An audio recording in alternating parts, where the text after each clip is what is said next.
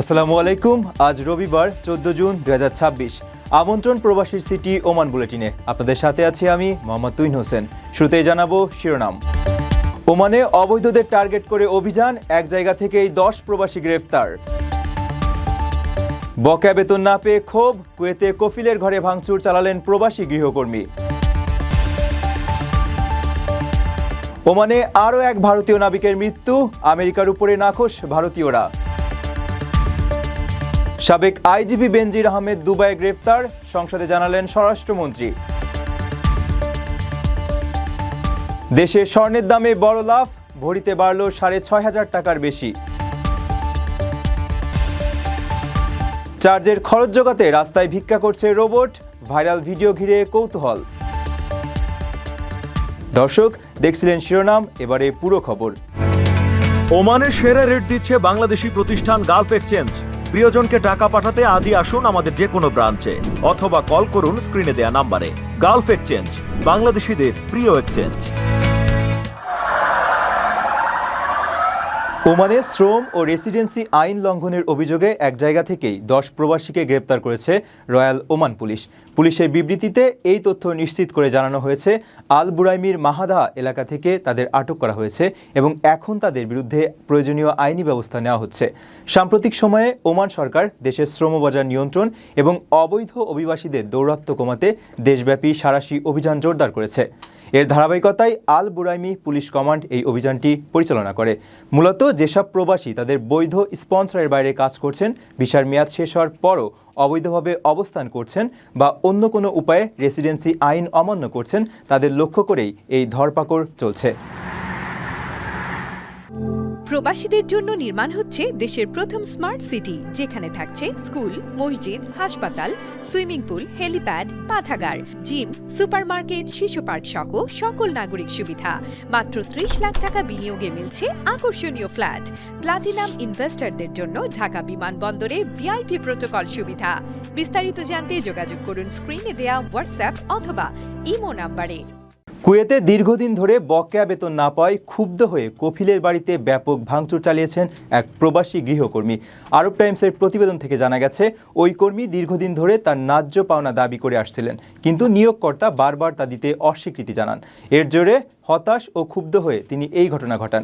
Kuwait police এরই মধ্যে ঘটনাস্থলে পৌঁছে ওই কর্মীকে আটক করেছে এবং ঘটনার প্রাথমিক তদন্ত শুরু করেছে।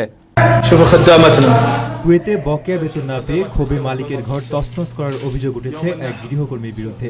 সম্প্রতি সামাজিক যোগাযোগ মাধ্যমে ছড়িয়ে পড়া একটি ছবি ও ভিডিওতে এমন ধ্বংসযজ্ঞের দৃশ্য দেখা গেছে।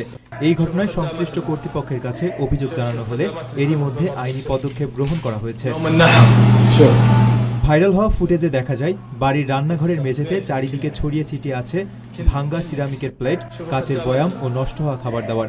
আরব টাইমসের খবরে বলা হয়েছে, বকেয়া বেতন নিয়ে মালিকের সঙ্গে ওই গৃহকর্মীর প্রথমে বাদানুবাদ হয়।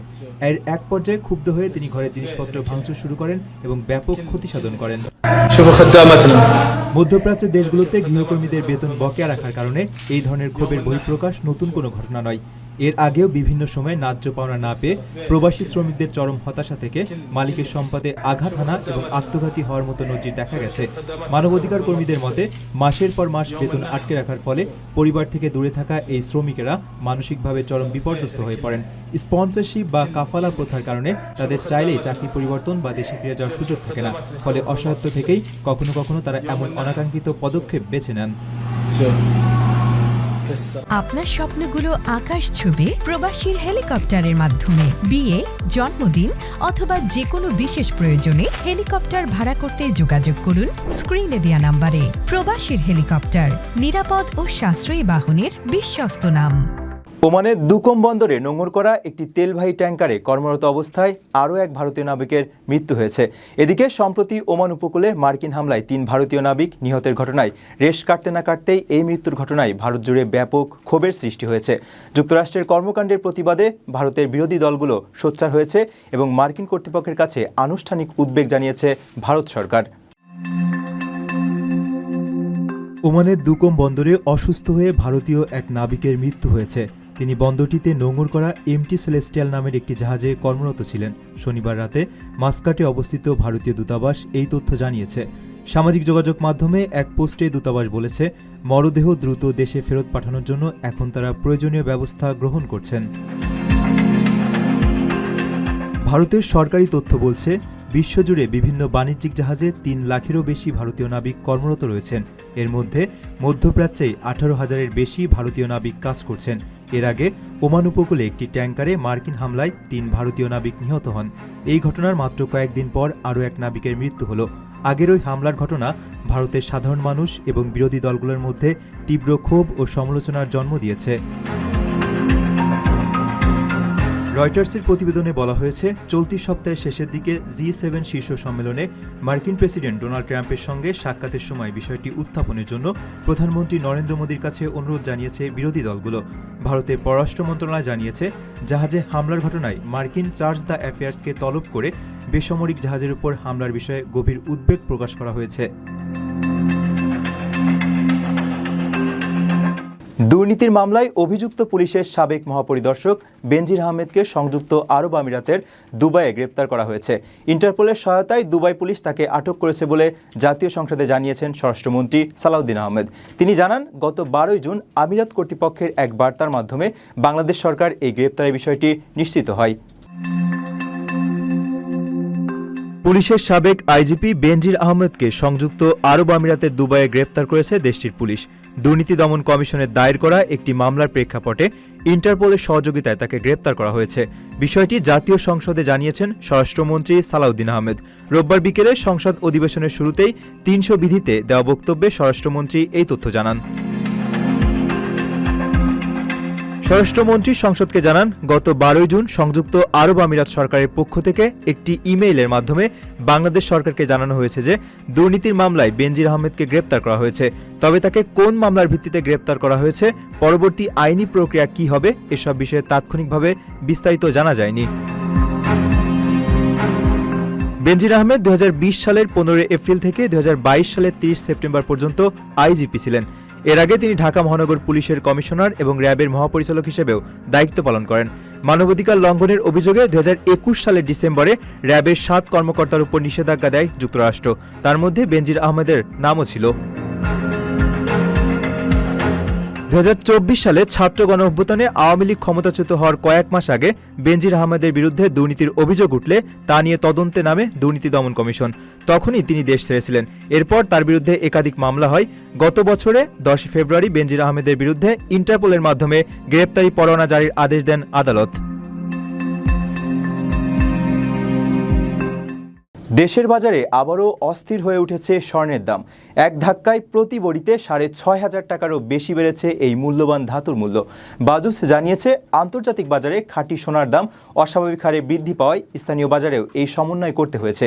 অর্থনীতিবিদরা মনে করছেন, বিশ্বজুড়ে অর্থনৈতিক অনিশ্চয়তা এবং মুদ্রাস্ফীতির কারণে বিনিয়োগকারীরা নিরাপদ আশ্রয় হিসেবে স্বর্ণের দিকে ঝুঁকছেন, যার প্রভাব পড়ছে দেশের বাজারে। টানা 4 দফা কমানোর পর এবার দেশের বাজারে স্বর্ণের দাম বাড়ানোর সিদ্ধান্ত নিয়েছে বাজুস। এবার ভরিতে 6,590 টাকা বাড়িয়ে 22 ক্যারেটের 1 ভরি স্বর্ণের দাম 2,24,940 টাকা নির্ধারণ করেছে সংগঠনটি। নতুন এই দাম শনিবার থেকে কার্যকর হয়েছে। বিজ্ঞপ্তিতে বলা হয়, স্থানীয় বাজারে তেজাবি স্বর্ণের মূল্য বেড়েছে, ফলে সার্বিক পরিস্থিতি বিবেচনায় স্বর্ণের নতুন দাম নির্ধারণ করা হয়েছে। নতুন দাম অনুযায়ী দেশের বাজারে প্রতি ভরি 22 ক্যারেটের স্বর্ণের দাম পড়বে 2,24,940 টাকা। এছাড়া 21 ক্যারেটের প্রতি ভরি 2,14,734 টাকা, 18 ক্যারেটের প্রতি ভরি 1,84,058 টাকা এবং সনাতন পদ্ধতির প্রতি ভরি স্বর্ণের দাম 1,49,882 টাকা নির্ধারণ করা হয়েছে। এর আগে সবশেষ গত 11 জুন সকালে দেশের বাজারে স্বর্ণের দাম সমন্বয় করেছিল বাজুস। সে সময় ভরিতে 4,432 টাকা কমিয়ে 22 ক্যারেটের 1 ভরি স্বর্ণের দাম 2,18,350 টাকা নির্ধারণ করেছিল সংগঠনটি। স্বর্ণের দাম বাড়ানোর সঙ্গে দেশের বাজারে বাড়ানো হয়েছে রূপার দামও। ভরিতে 291 টাকা বাড়িয়ে 22 ক্যারেটের 1 ভরি রূপার দাম নির্ধারণ করা হয়েছে 5,132 টাকা। নিজের চার্জের খরচ জোগাতে রাস্তায় মানুষের কাছে সাহায্য চাইছে একটি রোবট। সম্প্রতি সামাজিক যোগাযোগ মাধ্যমে ছড়িয়ে পড়া এমন একটি ভিডিও ঘিরে বিশ্বজুড়ে ব্যাপক কৌতূহলের সৃষ্টি হয়েছে। ভিডিওতে দেখা যায় একটি ছোট রোবট রাস্তায় দাঁড়িয়ে পথচারীদের কাছে তার ব্যাটারি রিসার্চ করার জন্য সাহায্য চাইছে। প্রযুক্তি বিশ্লেষকদের মতে এটি সম্ভবত আর্টিফিশিয়াল ইন্টেলিজেন্স বা কৃত্রিম বুদ্ধিমত্তা নিয়ে কাজ করা কোনো প্রতিষ্ঠানের অভিনব কোনো পরীক্ষা বা প্রচারণার অংশ। তবে এরই মধ্যে ঘটনাটি মানুষকে হতবাক করে দিয়েছে। নিজের বৈদ্যুতিক চার্জের খরচ জোগাড় করার জন্য এভাবেই ফুটপাতে ভিক্ষা করছে একটি রোবট। ভিডিওতে দেখা যায় কোনো এক শহরের ফুটপাতে একটি রোবট দুই হাঁটু গেড়ে বসে আছে। পথচারীদের দৃষ্টি আকর্ষণ করতে সে তার যান্ত্রিক দুই হাত নেড়ে নেড়ে অনুনয়ের ভঙ্গিতে সাহায্য চাইছে। পথচারীদের সুবিধার জন্য একটি কিউআর কোড সংবলিত কাগজও রাখা হয়েছে, যাতে কেউ চাইলে স্ক্যান করে অনলাইনের মাধ্যমেও তাকে অর্থ সাহায্য করতে পারেন। প্রযুক্তির অভাবনীয় উৎকর্ষের এই যুগে রোবট এখন মানুষের নানা কঠিন কাজ অনায়াসেই করে দিচ্ছে। কলকারখানার ভারী কাজ থেকে শুরু করে রেস্তোরাঁয় খাবার পরিবেশন, সবখানেই এখন অত্যাধুনিক রোবটের বিচরণ। কিন্তু তাই বলে কোনো রোবট যদি রাস্তায় বসে মানুষের কাছে হাত পেতে ভিক্ষা করে, তবে তা অবাক করার মতো বিষয় বটে। পাশেই রাখা একটি ডিজিটাল স্ক্রিনে ভেসে উঠছে লেখা, যার অর্থ হলো সে তার নিজের বৈদ্যুতিক চার্জের খরচ জোগাড় করার জন্য এই ভিক্ষাবৃত্তিতে নেমেছে। অদ্ভুত ও মজাদার এই ভিডিওটির মুহূর্তের মধ্যেই নেটিজেনদের মাঝে কৌতূহলের জন্ম দিয়েছে। অনেকেই ভিডিওটি দেখে নানা ধরনের রসিকতা করছেন। অনেকেই মনে করছেন কৃত্রিম বুদ্ধিমত্তা ও রোবোটিক্সের যুগে এটি হয়তো কোনো মালিকের অভিনব উপায়ে অর্থ উপার্জনের একটি কৌশল অথবা নিছকই কোনো পথ প্রদর্শনী। তবে এর পেছনের আসল কারণ যাই হোক না কেন, উন্নত প্রযুক্তির এক রোবটের রাস্তায় বসে এমন করুণ ভঙ্গিতে ভিক্ষা করার দৃশ্যটি নেট দুনিয়ায় এখন আলোচনার কেন্দ্রবিন্দুতে পরিণত হয়েছে। দর্শক দেখছিলেন প্রবাসীর সিটি নিবেদিত প্রবাস টাইম বুলেটিন। শেষ করার আগে শিরোনামগুলো জানিয়ে দিচ্ছি আরও একবার। ওমানে অবৈধদের টার্গেট করে অভিযান, এক জায়গা থেকেই 10 প্রবাসী গ্রেফতার। বকেয়া বেতন না পেয়ে ক্ষোভ, কুয়েতে কফিলের ঘরে ভাঙচুর চালালেন প্রবাসী গৃহকর্মী। ওমানে আরও এক ভারতীয় নাবিকের মৃত্যু, আমেরিকার উপরে নাখোশ ভারতীয়রা। সাবেক আইজিপি বেনজির আহমেদ দুবাইয়ে গ্রেফতার, সংসদে জানালেন স্বরাষ্ট্রমন্ত্রী। দেশে স্বর্ণের দামে বড় লাফ, ভরিতে বাড়ল 6,500 টাকার বেশি। চার্জের খরচ জোগাতে রাস্তায় ভিক্ষা করছে রোবট, ভাইরাল ভিডিও ঘিরে কৌতূহল। এই ছিল প্রবাসীর সিটি নিবেদিত প্রবাস টাইম বুলেটিনের আজকের আয়োজনে। প্রবাসের সর্বশেষ সংবাদ পেতে ভিজিট করুন probastoime.com। সাবস্ক্রাইব করুন আমাদের ইউটিউব চ্যানেল এবং চোখ রাখুন ফেসবুক পেজে। পরবর্তী বুলেটিন দেখার আমন্ত্রণ জানিয়ে আজকের মতো বিদায় নিচ্ছি আমি মোহাম্মদ তুইন হোসেন। সেই পর্যন্ত সবাই ভালো থাকবেন এবং নিরাপদে থাকবেন। আল্লাহ হাফেজ।